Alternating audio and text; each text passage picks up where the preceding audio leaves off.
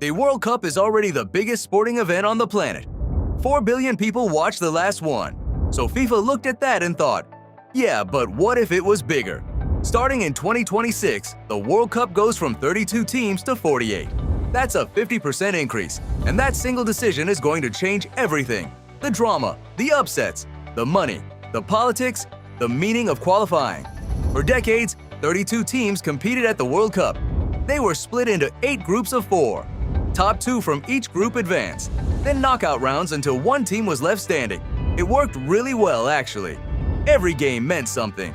3rd place in a group of 4, you're done. Go home. That pressure created some of the greatest moments in football history. Now take that away, and that's exactly where the debate starts. So how does 48 teams actually work? The new format has 16 groups of 3 teams. 3 teams, not 4. Each team plays 2 group stage games instead of 3. The top 2 from every group advance automatically. Then, and here's the twist, the 8 best 3rd place finishers also advance. So 32 teams make the round of 32. Then it's straight knockout from there. In theory, this sounds exciting. More teams, more nations, more stories. In practice, there's a problem sitting right in the middle of it. Here's where it gets interesting. When you have 3 teams in a group, something uncomfortable can happen. Imagine it's the final match day. 2 teams have already played each other. Now they both know exactly what result they need against the 3rd team. And if both of them need a draw, they might just play for one. This actually happened before. 1982, World Cup, West Germany and Austria. They played out a 1-0 result that sent them both through and knocked out Algeria. Nobody attacked, nobody defended. They just passed it around for 90 minutes while Algeria sat at home, eliminated, watching. It became known as the Disgrace of Gijón. FIFA even changed the format to prevent it from happening again. They made the final group games play simultaneously. But with 3-team groups, you can't do that, because there are only 3 games total per group, and the last game will always be played after the other 2 results are known. FIFA's solution?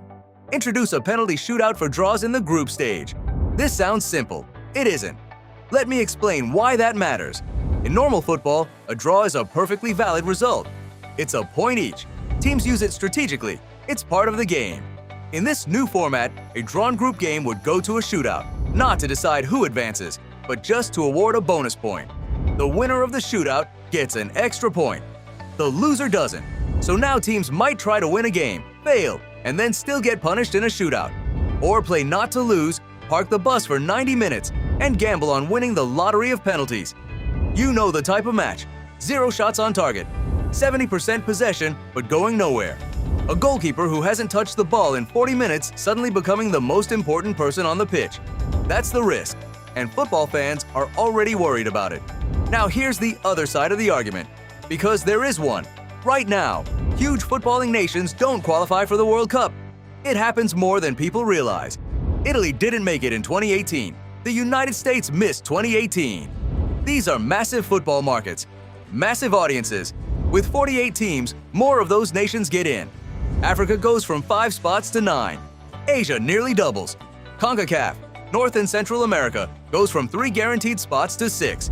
That means more upsets, more Cinderella stories, more of those moments where a tiny nation beats a giant and the whole country shuts down to celebrate. Saudi Arabia beating Argentina in 2022. Senegal beating France in 2002. Morocco reaching the semifinals last time. Those moments happen when underdogs show up, and 48 teams means more underdogs get the chance. There's also the money. More games means more broadcast slots. More broadcast slots means more TV deals. More TV deals means more money flowing into FIFA, into confederations, into smaller football associations that desperately need it. The 2026 World Cup is projected to generate revenue that dwarfs anything before it. FIFA expects somewhere around $11 billion. That's not a typo. $11 billion from a single tournament.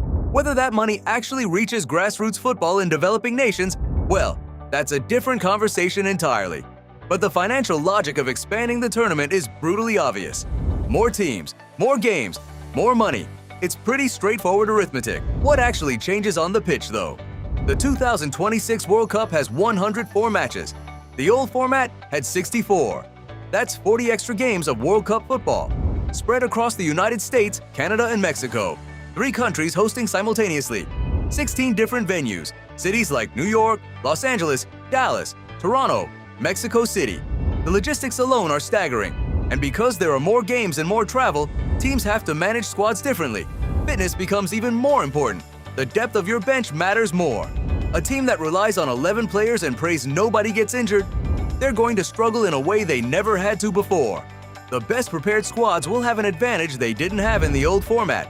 And the teams that scrape through on talent alone, this tournament might expose them. So here's where we land.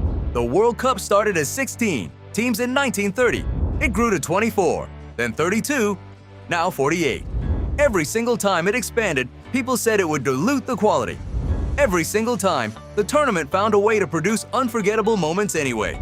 Maybe that's because the World Cup isn't just about football quality, it's about stories. It's about the kid from a country that never qualified watching his nation play on the biggest stage. It's about upsets that rewrite what people believe is possible. 48 teams means 16 more of those stories get told. Whether the format is perfect? Probably not. No format ever is. But the World Cup has never really been about perfection. It's been about drama, about the unexpected, about moments that stop the world for 90 minutes. And if anything, more teams, more pressure, more nations, more underdogs.